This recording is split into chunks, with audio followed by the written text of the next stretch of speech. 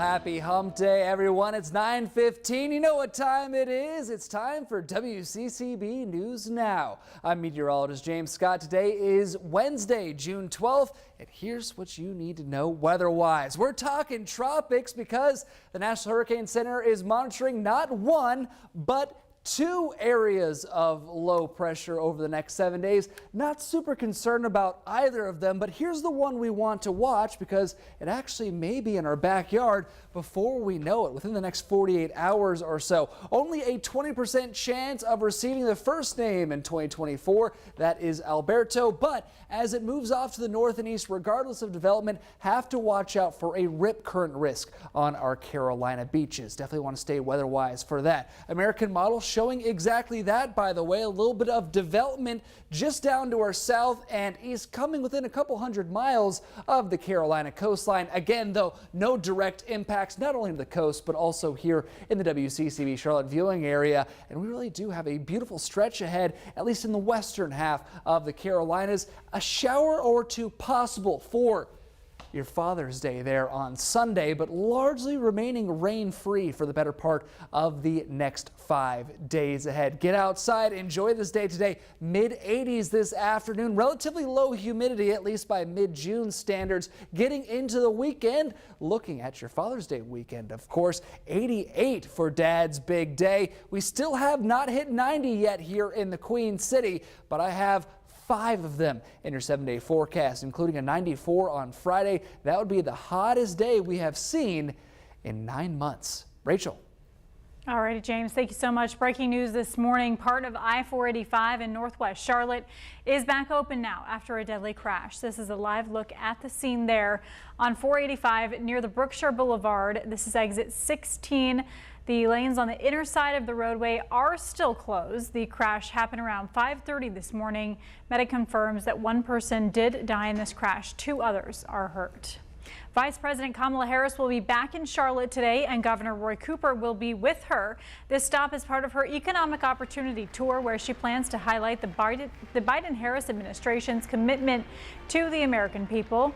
Today's visit marks the VP's 4th trip to North Carolina this year. Her last visit was in April.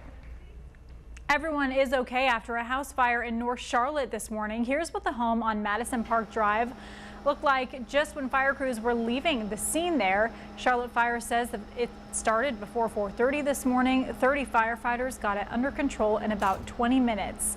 The cause of this fire is under investigation. A family in Gastonia is hoping for answers after their loved one was shot and killed during a drive-by shooting while she slept in bed. The victim, Latasha Curtin, was a mother of several children. Police say the shooting happened just before midnight on Monday on Morgan Street. This is close to the 40 bullet holes you can see there on the front part of their home. Yeah, they said she screamed out, I'm hit, and then her son seen her bleeding from her mouth. 8 kids were inside the house at the time of that shooting. Thankfully, they were not hurt. The family says they want the person responsible to be found. Right now, police are not commenting on their investigation, but they say it is very active.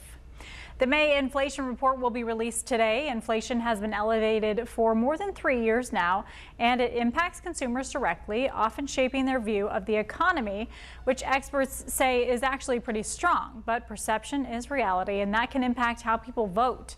A political science professor at Winthrop says inflation will continue to impact voters here in the swing state of North Carolina. Right now, Real Clear Politics polling shows that in North Carolina, Trump leads Biden by more than 5 points. Other polls show Biden is closing that gap.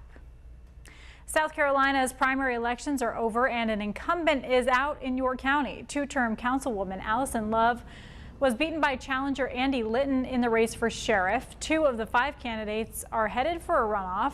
Republicans Michael Belk and Tony Breeden each got about 25% of the vote. They'll go head-to-head in about 2 weeks.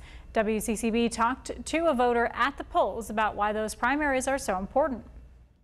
Because when it's said and done, when things happen around here, then we basically have to turn to each other. But our voices are heard through these political candidates. Again, the runoff election happens in 2 weeks. That's on June 25th. What a battle for Whataburger. The fast food franchise is suing the North Carolina-based Whataburger for trademark infringement. There are currently 3 local restaurants in North Carolina, Mount Pleasant, Raleigh, and Norwood. In a lawsuit filed Tuesday, the Texas-based chain said its trademark was created in 1950. And it goes on to say the Whataburger number 13 trademark, which has dashes in its name, was created in 1969. Whataburger, the original one, claims the North Carolina group is violating a 2-year-old agreement. You can stay updated throughout the day. Follow WCCB Charlotte on Instagram, Facebook, and X, and you can get news updates anytime on our website, WCCBCharlotte.com. We'll see you right back here tomorrow. Have a great Wednesday.